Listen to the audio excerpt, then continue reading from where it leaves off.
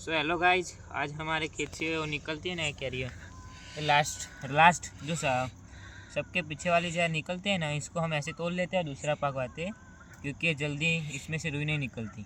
ऐसा रहता है, इसमें से ऐसे रुई निकलती है तो हम ऐसे ही हाथ से हम इसको निकाल कर ऐसे हम इसमें रख देंगे। फिर इसको धूप में सुखा कर हम इसको बेचने के लिए एक बड़े ठेले में भर देंगे इसको, फिर बाज़ार में जाके बेच देंगे।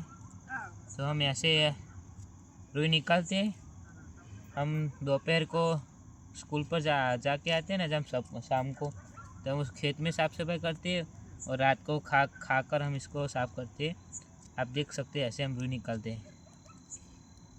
ये काम का होता है, हमारे रुई काम की होती है, कुछ नहीं काम का है। हम इसको वो हमारी पैसा है ना, उनको खिला देते हैं। ऐसे हम रुई निकालते हैं। मैं ऐसा ब्लॉग बनाते रहूँगा। आप मेरे को सपोर्ट करना, सब्सक्राइब करना, लाइक करना और तुम्हारे भाई को सपोर्ट करते रहना।